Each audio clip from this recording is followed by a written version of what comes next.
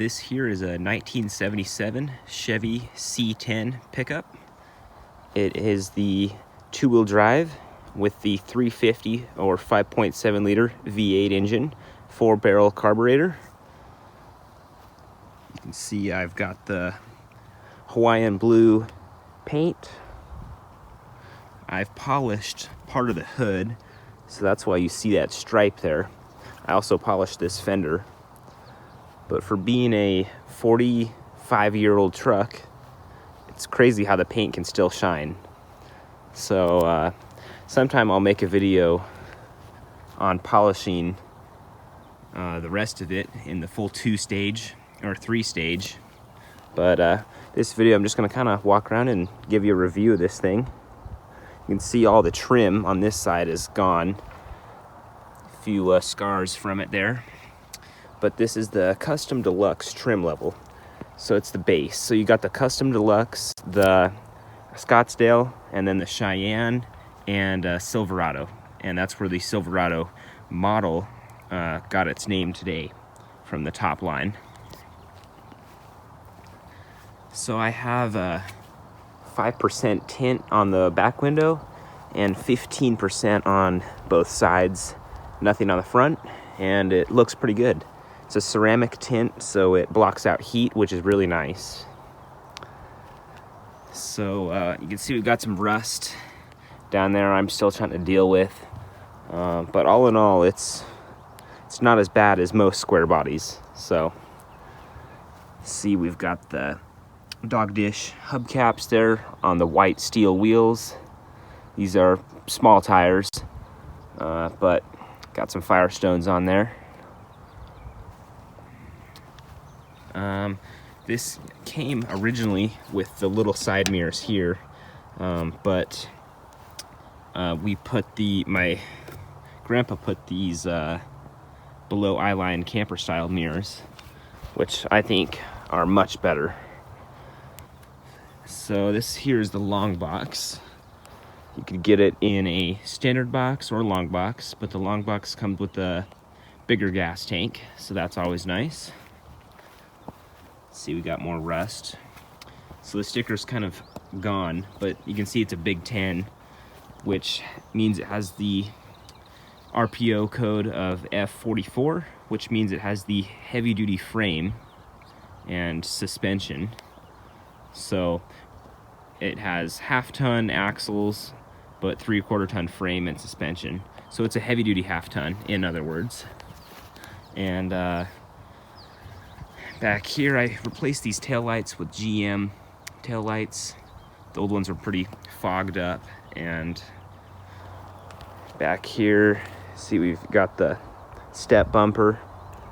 There was an option for kind of a stylish bumper, but this here is the step bumper, which is better for work. Chevrolet there embossed. You can see the bed is in pretty good condition here. It used to have a topper camper on top of it, so that protected it for a long time.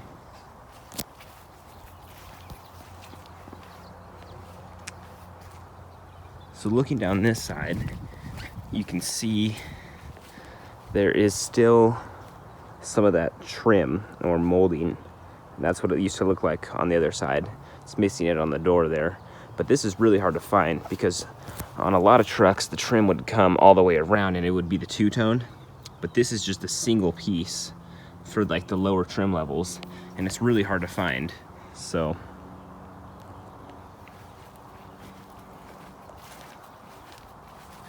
got a locking gas cap there.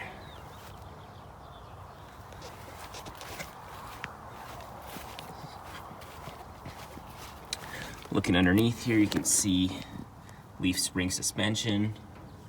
I don't know how many of them there are, but quite a bit. You can see the frame. All in all, not terrible. Got a full-size spare tire under there. And it's just a single exhaust, but the exhaust system is from 2000, I believe. And the muffler already has a hole in it there. So coming around to the front, it has a engine block heater, which it really needs to start on cold days, even though it's not a diesel.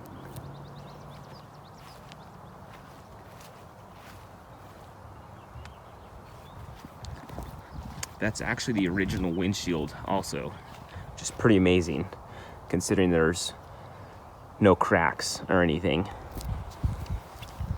So going to the inside, old style door handle here, the manual key. You can see seat has a rip in it right there, but all in all, isn't too shabby. So these trucks, the Customer Deluxe didn't come with carpet. It just came with a rubber floor mat. So I put this carpet in and kind of gives it a much nicer, more modern feel. Also helps with noise cancellation. You can see the door here. It's got the manual windows. Got some rust down there. You can see the GVWR is 6,050 pounds. And so the reason why they did the heavy half ton is to get these trucks in the heavy duty emissions class, which didn't require cat converters. So they offered another level. There you can see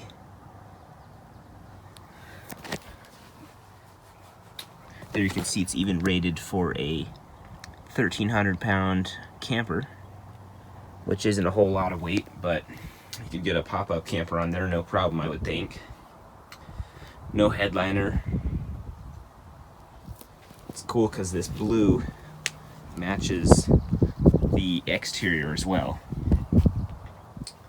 So you can see it's just the 2-pedal, so it's the automatic. It's the Turbo 350. Let me hop in here. So you got 2 different keys. You've got the ignition key and a door key, and then the fuel door key. So 3 keys for this truck, unlike modern vehicles. I'm trying to look through the camera, but yeah, column shifter. See your gauges here. There's no tachometer. Even that was an option back then. The gauges was an upgrade, and this truck has the gauge package. Otherwise, all of them just came with these dummy lights. So it's cool. You got your volts, oil pressure, temperature, speedo, and then lights right there. It's hard to see, but I'll put a picture. I put LEDs as the backlit for the cluster a few years ago. I'll show you a picture of what it looks like at night. Because the old ones were so dim, you could hardly see at night. So even got wipers with washer. This was an aftermarket air conditioning system my grandpa put in a long time ago, but it runs on R12 and that's now illegal. So it's basically useless because you can't get it recharged, and in order to retrofit it, it's just the cost of a brand new system. So that's thousands of dollars. So that's just not worth it. But down here's the radio. That it sometimes works, it's hit or miss. I've got aftermarket fog lights, aftermarket cab roof lights. Steering column doesn't move, pedal doesn't move, everything's just fixed in here. You can see the hood. It's cool because you just line that rib up in the middle of the hood with the paint and you know you're in the middle. So up here you've got big old sun visor looking over. So it is a 3-passenger. So you got your seat belts there. They got a cool little GM logo in them. This is the seat belt from the middle. It's just the waist strap.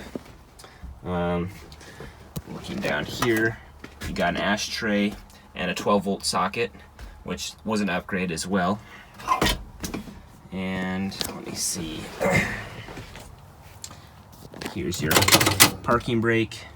You've got air vents right there you can open and close on both sides, and that button on the floor is for high beam, high and low and high beam. So pretty cool.